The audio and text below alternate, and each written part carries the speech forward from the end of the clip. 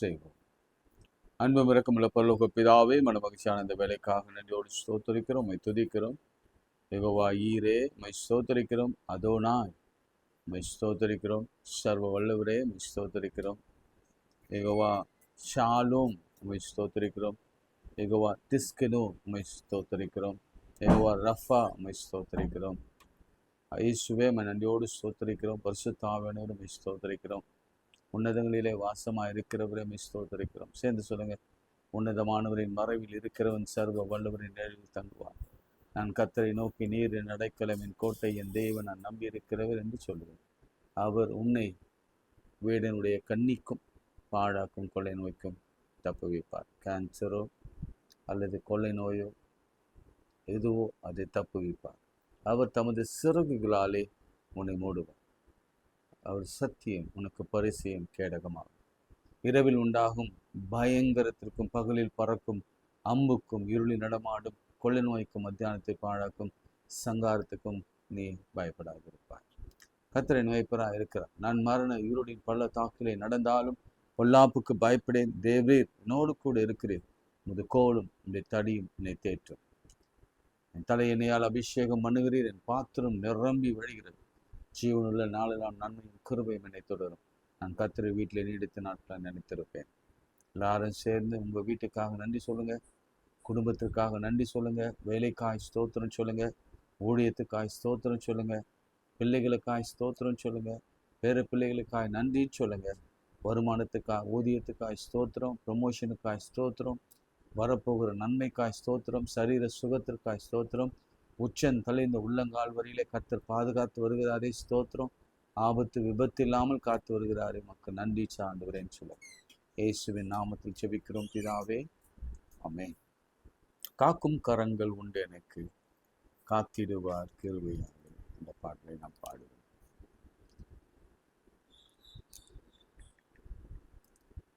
காக்கும் கரங்கள் உண்டெனக்கு, காத்திடுவார் கிருபையாலே.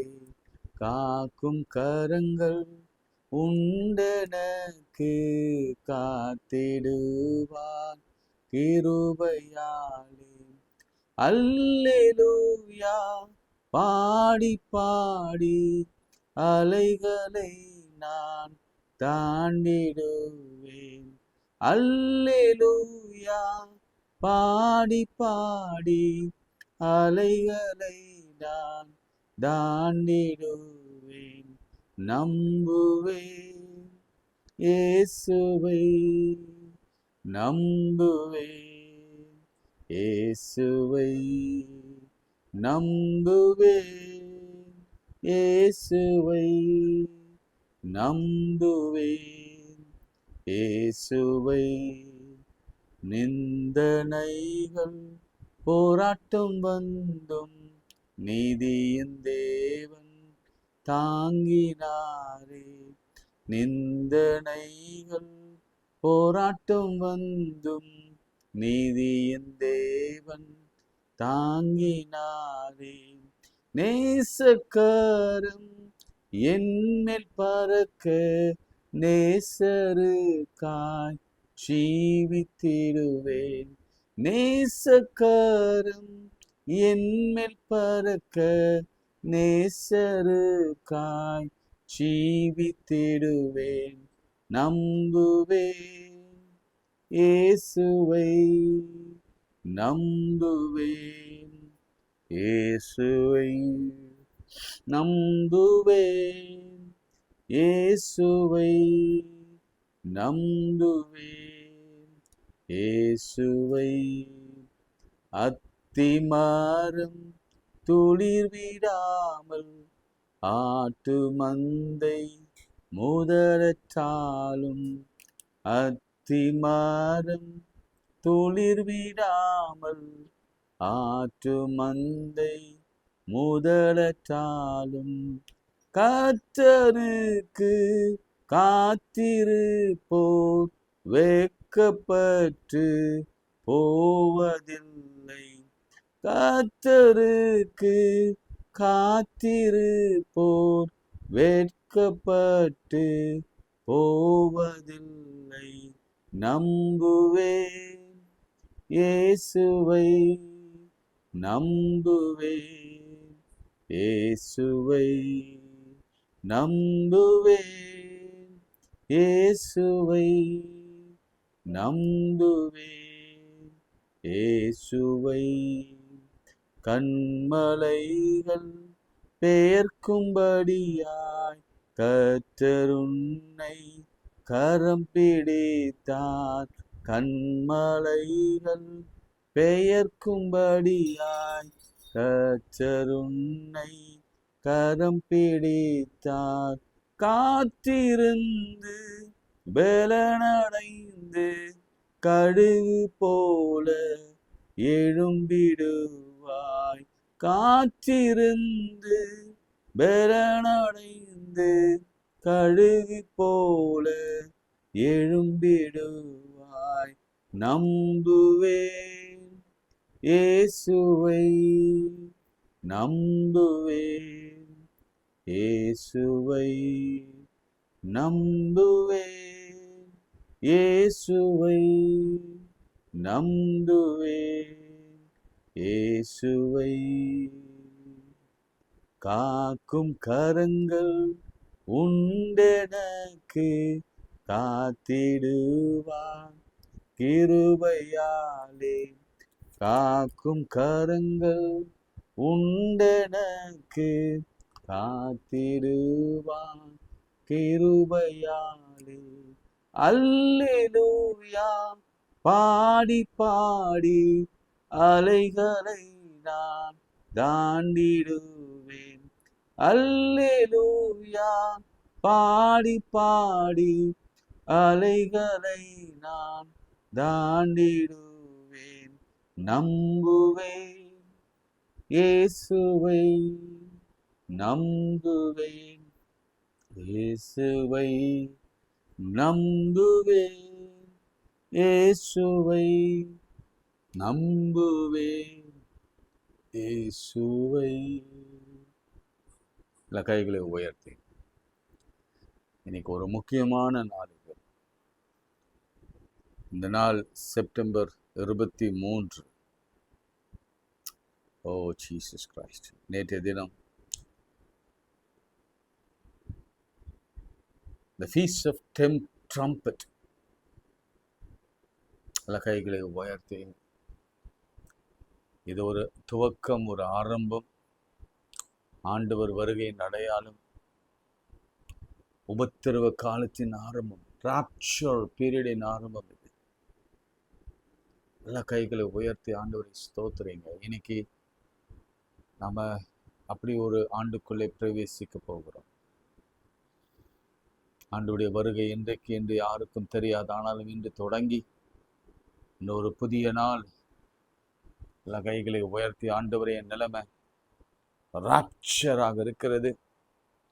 துன்புறுத்தப்படுகிறேன், வேதனைப்படுத்தப்படுகிறேன், பலவீனப்படுகிறேன், வியாதியில் இருக்கிறேன், பிரிவினில் இருக்கிறேன். கர்த்தாவே, அதோனாய் சொல்லுங்க, அதோனாய்.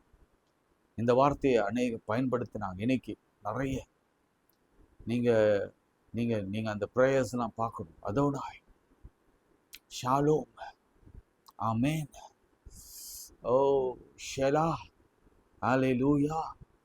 இந்த வார்த்தைகள் எல்லாம், இந்த உடன்படிக்கை, இந்த கவனன்ட் எல்லாம் பார்க்கும் பொழுது ஆண்டவர் நிச்சயமாகவே இந்த 26 அந்த ராப்சர் மத்தியில தம் பிள்ளைகளுக்கு அவர் பெரிய அற்புதங்களை செய்ய போகிறார்.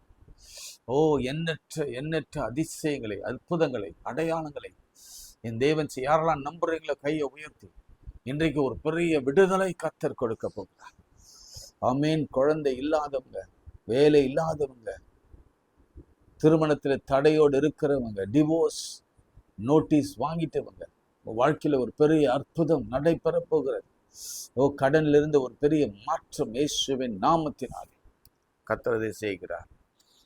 ஆண்டவரே, நீங்க செய்ய போகிற கிருபைக்காய் ஸ்தோத்திரம். எப்பொழுதும் ஆண்டவரே, எல்லா நாடுகளிலும் எல்லா வெளியிடங்களிலும் இருந்து நம்முடைய பிள்ளைகள் கைகளை உயர்த்தி, ஓ மோசே சீனாய் மலையிலே வாங்கின உடன்படிக்கை 10 கற்பனைகளை நினைத்து, ஆரோன் ஊறும். ஓ தேங்க்யூ லார்ட். அப்படிப்பட்ட ஒரு அனுபவம், சீனாயின் அனுபவம். கர்த்தர் மெல்லிய காற்று, அவர் இல்லை, அவர் சில் என்று அவர் நம் மத்தியிலே பேசி கொண்டிருக்கிறார். ஓ தேங்க்யூ லார்ட், ஸ்தோத்திரிக்கிறோம். மத்தியில எங்களை மத்தியில இறங்கி வருகிறதுக்காக நன்றி ஆண்டுகிறோம். இயேசுவின் நாமத்தில் ஜெபிக்கிறோம் நல்ல பிதாவே, ஆமென். நேற்று தினத்துல இந்த 23rd செப்டம்பர்ல ஒரு முக்கியமான நிகழ்வு, அதை நீங்க தெரிஞ்சுக்கணும், நிச்சயமாக தெரிஞ்சுக்கொள்ளணும். 25ஆம் ஆண்டு எக்கால விருந்து, யாம் டெருவா டெருவா செப்டம்பர் 23rd.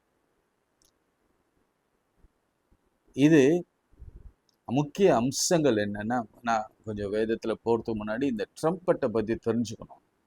பைபிள்ல லேவியர் ஆகமத்துல அந்த ட்ரம்பட் பத்தி வருகிறது, நம்பர்ஸ்ல ட்ரம்பட் வருகிறது. அந்த ட்ரம்பட் ஊதும் பொழுது என்னென்ன செய்யணும் என்பதெல்லாம் வருகிறது. நீங்க அதை வீட்டில் ஆய்வு செய்யுங்க.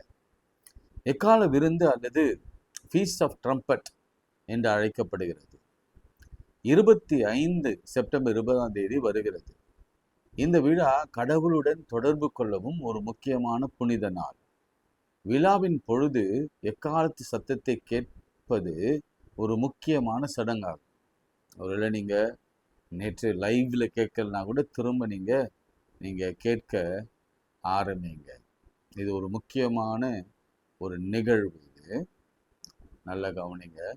இந்த ஆண்டவராகிய இயேசு கிறிஸ்து வருவதற்கான அடையாளமாக இருக்கிறது. நான் சொன்னல, லேவியராகமம் 23:5 அந்த அந்த ட்ரம்பட் பற்றிய ஒரு குறிப்பு நமக்கு இருக்கிறது. லேவியராகமம் 23ஆம் அதிகாரம் அதுலேயும் இருக்கிறது. இன்னும் நிறைய காரியங்கள் சொல்லிக்கொண்டே போகலாம். இந்த வாரம் முழுவதும் எப்படி அனுசரிப்பாங்கன்னா, புளிப்பில்லாத அப்ப பண்டிகை, பெந்தேகோஸ்து, எக்கால விருந்து செப்டம்பர் 23, அக்டோபர் 2 பாவ நிவாரண பலி, கூடார பண்டிகை அக்டோபர் 7 என்று இந்த நாட்களிலே நடக்கும். இது ஒரு முக்கியமான பண்டிகை. இது ஆண்டுடைய வருகையோடு தொடர்புள்ள ஒரு பண்டிகையாக இருக்கிறது. எனவே இதற்காக ஜெபித்து கொள்ளுங்கள். நிச்சயமாக ஆண்டவர் சீக்கிரம் வரப்போகிறார். உங்களுக்கு ஒன்று தெரியுமா? நேற்று தினத்தில் ஒரு பெரிய இடி, பயங்கரமான ஒரு செய்தியை நீங்கள் செய்தித்தாளில் நீங்கள் படிக்கலாம். நீங்கள் பாருங்கள். அது ஒரு மோசமான இஸ்ரேலுக்கு விரோதமாய், யுஎஸ்க்கு விரோதமாய் யூஎன் எடுத்த ஒரு முடிவு. அதை நீங்கள் பார்க்கலாம். சரிங்களா? இப்போது மத்தேயு 14ஆம் அதிகாரத்தில் ஒரு நிகழ்வை நான் சொல்லிட்டு நான் ஜெபிக்க விரும்புகிறேன். மத்தேயு 14ஆம் அதிகாரம் 22ஆம் வசனத்திலிருந்து. இயேசு ஜனங்களை அனுப்பி விடுகையில் தம்முடைய சீஷர்கள் படவில் ஏறி தமக்கு முன்னே அக்கறைக்கு போகும்படி அவர்களை துரிதப்படுத்தினார். நேற்றே நான் சொன்னேன், அதனுடைய கண்டினியூஷன்ல கவனிங்க. அவர் ஜனங்களை அனுப்பிவிட்ட பின்பு தனித்து ஜெபம் பண்ண ஒரு மலையில் மேல் ஏறி சாயங்காலம் ஆன போது அங்கே தனிமையாயிருந்தார். சரிங்களா?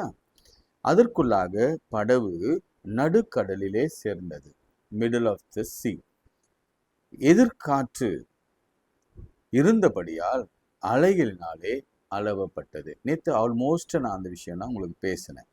பாதி வரைக்கும் போயிட்டாங்க, மீதி போக முடியல. நம்முடைய வாழ்க்கையில கூட 40 தாண்டிட்டோம், 50 தாண்டிட்டோம், 30 தாண்டிட்டோம், மீதி மில்ல நாட்களை தாண்ட முடியாத நிலையில நாம் இருக்கிறோம். சிலருடைய வாழ்க்கை ராட்சரா இருக்கு.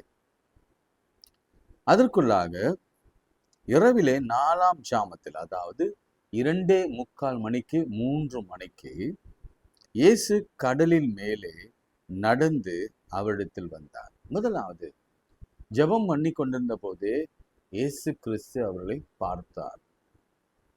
ஞான திருஷ்டியில தம் பிள்ளைகள் படுகிற துயரத்தை பார்த்தார். உடனே இம்மீடியட்டா he rushed, வேகமா அவர்களை தேடி அவர் கடற்கரையை நோக்கி அவர் வந்தார். வந்தவுடனே அவர் எதுவும் யோசிக்காம கடலின் மேல நடக்க ஆரம்பித்தார். நீங்க இந்த சீக்வன்ஸ் எல்லாம் நீங்க கவனிக்கணும். நடக்க முடியுமா? நடக்கணுமா? நடக்க வேண்டாமா? இந்த அற்புதத்தினால அவங்களுக்கு என்ன நன்மை, இவருக்கு என்ன நன்மை என்பதெல்லாம் நினைக்காம உடனே இம்மீடியட்டா தம் பிள்ளைகளை காப்பாற்றும்படியாய், தம்முடைய சீஷர்களை காப்பாற்றும்படியாய் அவர் கடலின் மேலே நடக்கார். நான் ஒன்று சொல்வேன், அவர் கடலின் மேலே நடந்துதான் தன்னுடைய தேவனுடைய குமாரன் என்கின்ற அந்த தன்மையை நிரூபிக்க வேண்டும் என்று அவசியம் இல்லை. ஏனென்றால் அதற்கு முன்னே என்ன பண்ணார்னா, வானத்திலிருந்து அப்பத்தை கொடுத்தார். அப்பவே ஜனங்கள் எல்லாம் அஸ்டானிஷ்ட் ஆயிட்டாங்க. ஏன்னா இஸ்ரேல் மக்களுக்கு வானத்திலிருந்து மன்னாவை கொடுத்தது போலவே கர்த்தர் கொடுத்தார். அதே அவங்களுக்கு அவங்களால கூடவே வர ஆரம்பிச்சாங்க. இல்லை நீங்கள் போங்க, எனக்கு வேற வேலை இருக்கு, நாங்கள் அடுத்த கரைக்கு போகணும் அப்படின்னு சொல்லி அவங்கள அனுப்பிவிட்டு இவர் இந்த பக்கம் இவர்களையும் அனுப்பும்படி அவர் வந்தார். அவர் கடல் மேல் நடக்கிறதை சீஷல் கண்டு கலக்கமடைந்து ஆவேசம் என்று சொல்லி பயத்தினால் அழுதினார்கள். உடனே இயேசு அவளோடு கூட பேசி, திடன் கொள்ளுங்கள், நான் தான் என்றால் ஐ ஆம், அந்த வார்த்தை மோசையோடு கூட சொன்ன வார்த்தை. எப்பா நீங்க யாரு அப்படின்னு கேட்டா, ஐ ஆம் தட் ஐ ஆம்னு சொல்வார்ல, நான் இருக்கிறவராகவே இருக்கிறேன் என்று சொன்னவர். அதனால அவர் தன்னை சொல்றாரு, நான் தான் அப்படின்னு சொல்றாரு. அப்போ பேதுரு அவரை நோக்கி, ஆண்டவரே நீரே ஆனால் ஜலத்தில் மேலே நடந்து நம்மிடத்தில் வர கட்டளை கொடும் என்றார். இங்கதான் எனக்கு ஆண்டவர் ஒரு பெரிய காரியத்தை வெளிப்படுத்தினார். நல்ல கவனிங்க. இது வரைக்கும் நான் இன்னைக்கு காலையில முழுவதும் ஒரு 3-4 முறை இதை வாசித்து தியானித்து நிறைய பாயிண்ட்ஸஸ் எல்லாம் எடுத்தேன். இந்த நிறைய பாயிண்ட்ஸஸ்ல ஸ்ட்ராம் பத்தி இருக்கு, கப்பல் பத்தி இருக்கு, போட்டை பத்தி இருக்கு, சீஷருக்கு பயந்தது இருக்கு, அவர்கள் ஆவேசம் என்று கடல் மேல நடந்த அந்த ஒரு பெரிய ஒரு அனுபவம் இருக்கு. ஆனா இங்க பேதுரு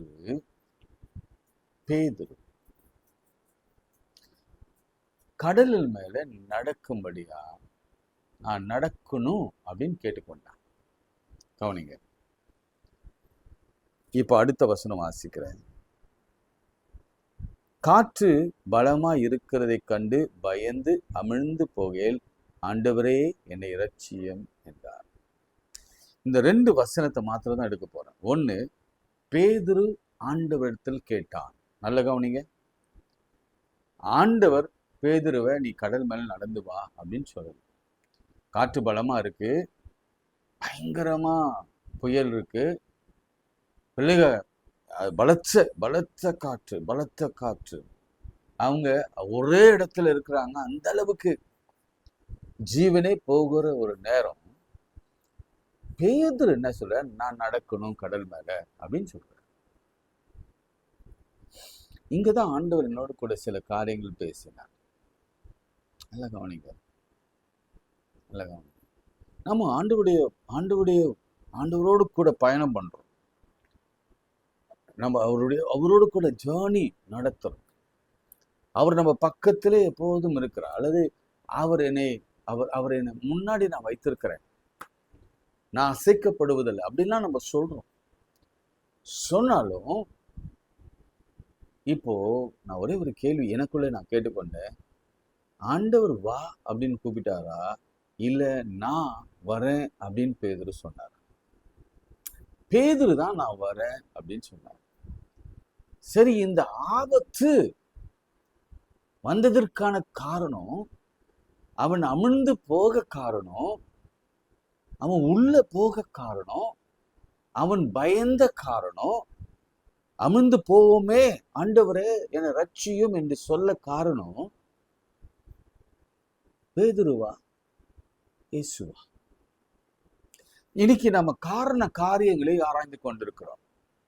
ஆண்டவரோட பயணம் மேற்கொள்ளுகிற பொழுது, ஏன் ஆண்டவரே இந்த புயல், ஏன் ஆண்டவரே நீங்க தானே என்னை அக்கறைக்கு போக சொன்னீங்க, நீங்க நேற்று நான் பார்க்கும் பொழுது அக்கறைக்கு போங்க நான் போங்க அப்படின்னு சொல்லி அவர் படுத்துட்டார். படுக்கும் பொழுது அங்கு எந்த அசம்பாவிதம் நடக்கல. ஏனென்றால் ஆண்டவர் அங்கு எழுந்தார், அதற்றினார், சரியாச்சு. கவனிங்க, நேற்று ஒரு காரியத்தை நான் சொல்ல மறந்துட்டேன். எல்லாரும் பயந்தார்கள். இன்னைக்கு அதை சொல்றேன். சீஷர்கள் பயந்தார். பர்டிகுலரா சீஷர்கள் இயேசுவின் வல்லமையை குறித்து பயந்தார். அவர் அதற்றினார், அவர் அடக்கினார், அவர் அந்த அந்த சீற்றத்தையும் அவங்க என்ன சொல்றது அந்த கொந்தளிப்பையும் அவர் அமர்த்தினார். அதை கண்டு பயந்தார்கள். இன்னைக்கு நேத்து நான் அதை ஜெபித்த நினைக்கிறேன். ஆனாலும் இன்னைக்கு விசுவாசத்தோடு ஜெபிக்க விரும்புறேன். ஆண்டவரே, நீர் எங்களோடு இருந்து செய்கிற காரியத்தை பார்த்து மற்றவர்கள் எல்லாம் பயந்து நடுங்க வேண்டும். நல்ல கண்ண முடிச்சோம் பண்ணுங்க. ஆண்டவரே, நீர் எங்களோடு இருந்து செய்கிற பயங்கரமான காரியங்களை பார்த்து மற்றவர்கள் எங்களை பற்றி பேசவுமே, மற்றவர்கள் எங்களை பற்றி அவதூறு பண்ணவுமே, எங்களை தொட நினைக்கவுமே அஞ்ச வேண்டும், பயப்பட வேண்டும். இவர் யாரோ? அதுதான் நம்ம ஜெபமா இருக்கு. ஏன்னா இயேசுவின் பிள்ளைக்கும் பிசாசின் பிள்ளைகளுக்கும் வித்தியாசம் உண்டு. இயேசுவின் பிள்ளைகளை பார்த்தா பயப்படணும்.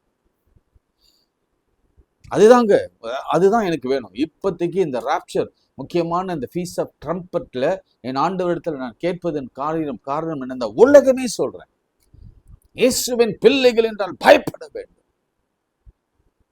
இயேசுவின் அற்புதத்தை கண்டு, அது இயேசு நம்மழியாக செய்கிற அற்புதத்தை கண்டு, அல்லது இயேசு நமக்கு செய்கிற அற்புதத்தை கண்டு அவர்கள் பயப்பட வேண்டும்.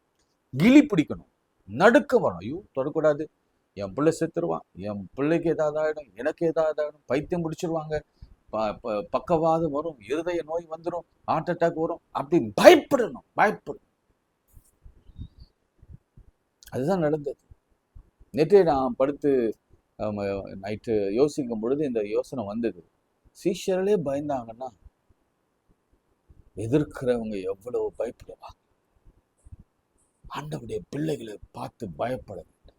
பிசாசு பயப்படணும், வியாதி பயப்படணும், மனுஷங்க பயப்படணும், அதிகாரிகள் பயப்படணும், நமக்கு விரோதமாக எழும்புகிறவங்க பயப்படணும், கிளி பிடிக்கணும், அவங்க வாழ்க்கையில எல்லாம் ஸ்தம்பித்து போகணும், குடும்பமே அப்படியே சின்ன பின்னமாக மாற வேண்டும். அப்படி ஒரு பயத்தை, நடுக்கத்தை என் ஆண்டவர் கடைசி காலங்களில் ஏற்படுத்தணும்.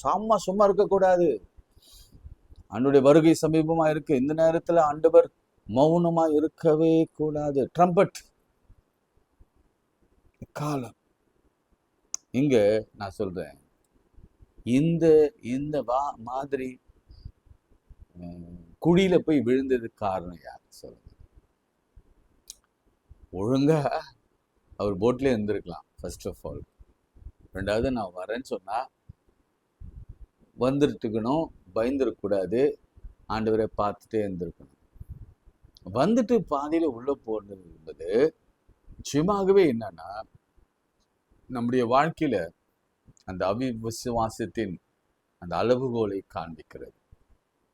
பாவம், பேதுரு நம்மை போல ஒரு மனுஷன் தானே, விழுவதும் இயல்புதானே. ஆண்டவர் என்ன செய்தார்? நேற்று எனக்கு கற்றுக் கொடுத்த பாடம் தான். சில நேரங்களில நாம் எடுக்கிற முயற்சிகள் ஆண்டவரை பார்த்து தான் சொல்றோம். ஆண்டவரே, நான் போறேன், நான் இந்த வேலையை எடுக்கிறேன், இந்த பெண்ணை திருமணம் பண்ண போறேன், இந்த இடத்துல நான் இன்வெஸ்ட் பண்ண போகிறேன், ஆண்டவரே இந்த தொழிலுக்கு நான் போக போகிறேன். ஆண்டவர் முன்னாடி வச்சுதான் ஜெபம் பண்ணி தான் நம்ம பண்றோம். ஆண்டவர் நம்ம சொல்லி பண்ணல. ஆண்டவர் இதை செய்யுங்க அப்படின்னு சொல்லி அவர் நம்மளை இன்ஃப்ளூயன்ஸ் பண்ணல, அல்லது அவர் பாதையை வகுக்கல, அவர் நடக்க சொல்லல, அவர் ஆரம்பிக்க சொல்லல, அவர் திருமணம் பண்ண சொல்லல. ஏதோ ஒரு அந்நிய நுகத்தோட கூட இல்ல, அவன் ஒரு ஹிந்துவா இருப்பான், அல்லது அவன் ரட்சிக்கப்படாதவன் இருப்பான், அவன் ஏற்கனவே ஒரு அஃபேர்ல இருப்பான், அவனோடு கூட தொடர்பு வைத்துக்கொண்டு இது ஆண்டவரத்துல ஜெபம் பண்ண ஆண்டவர் எப்படியாவது அவனை ரட்சித்துக் கொள்ளுவேன், நான் நடக்க விழுந்துருவேன்.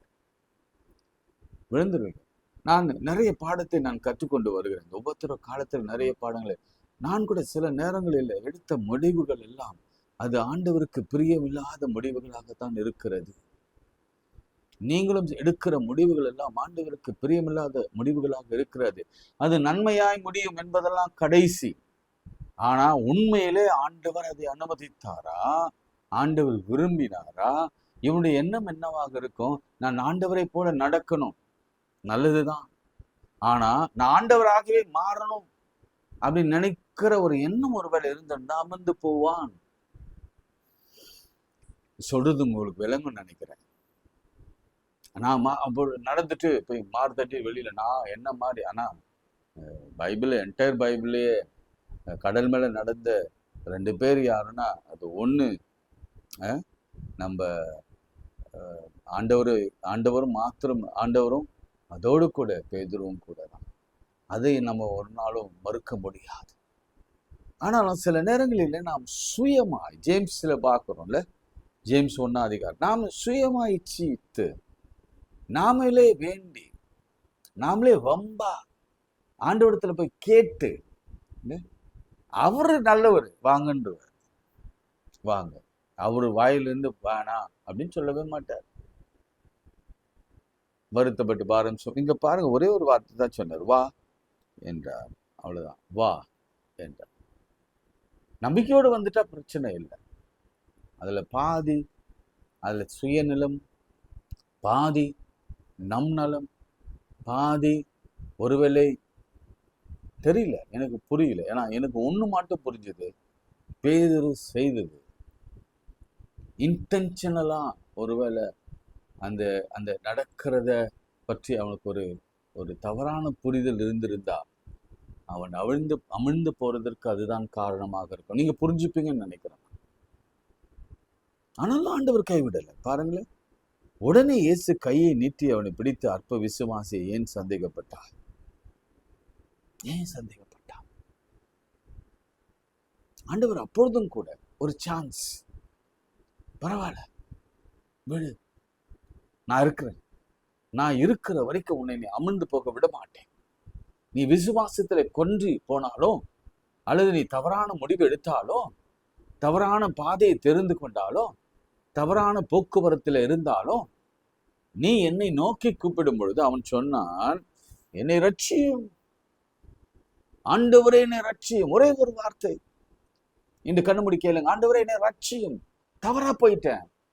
2 வருஷம் முன்னாடி தவறான ஒரு முடிவு, 3 வருஷத்துக்கு முன்னாடி தவறான ஒரு முடிவு, நான் எடுத்த பாதையெல்லாம் தவறு. நான் நினைச்சேன் ஆண்டவருக்கு முகந்த பாதையை தான் இருக்க வேண்டும். ஆண்டவர் தான் என்னை வெளிப்படுத்தினார். பல ஊழியக்காரத்தில் நான் கேட்டேன், அவர் நடக்க சொன்னார், அவர் நடந்து போக சொன்னார். ஆண்டவர் போகிற பாதை தான் இது, அது சரியான பாதை தான். ஆனா கவனிங்க, அது தண்ணியில நடக்கிற மாதிரி தான். ரொம்ப கஷ்டம். ஆனா ஆண்டவர் நம்மோடு இருக்கிற வரைக்கும் நமக்கு கவலை இல்லை. அவர் தொடர்ந்து, ஏனென்றால் யோர்தானில இந்த லேவியர்கள் கால்கள் பட்ட மாத்திரத்துல ஓடி வருகிற தண்ணீர் அது குவியலா நின்றதை விட, அது முன்னாடி ஒரு வசனத்தை நான் கவனிச்சேன், பின்னிட்டு திரும்பிட்டான். எப்படிங்க இப்படி வருது, இது திரும்ப போகுதுன்னா என்ன அர்த்தம்?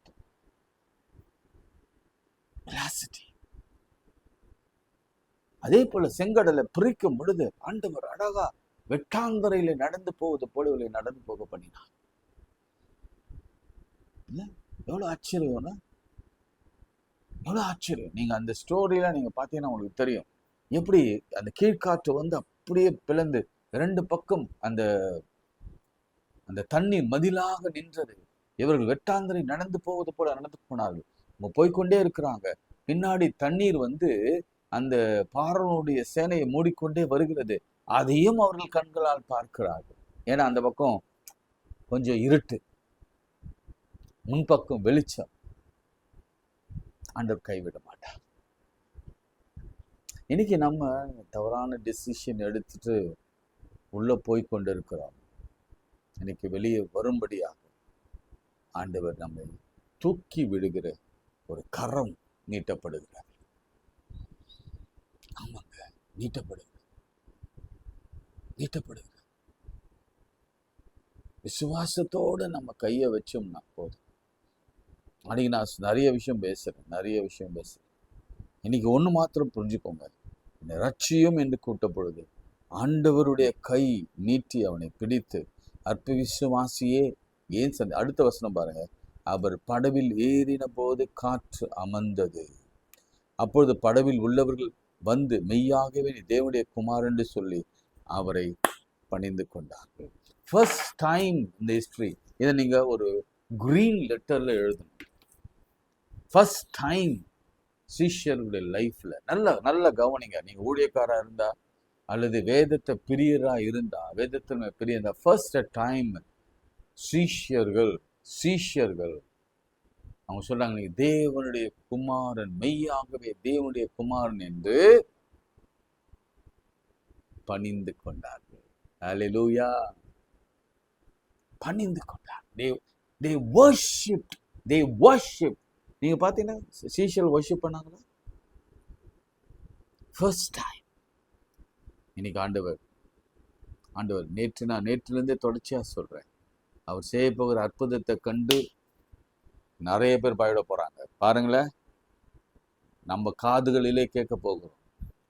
அவங்களுக்கு திகில், நடுக்கம், அழிவு, நாசம், இழப்பு, அவங்க பதிவுடைய பறிப்பு, இதெல்லாம் நம்ம கண்களிலே பார்க்க போறோம். பயம் உண்டாக போகிறோம். இன்றைக்கு நம்ம பேதுரு போல ஒருவேளை ஆஃப் ஃபெய்த் இருந்தாலும், ஒரு ஆண்டவரை நோக்கி நடக்கும் பொழுது நிச்சயமாகவே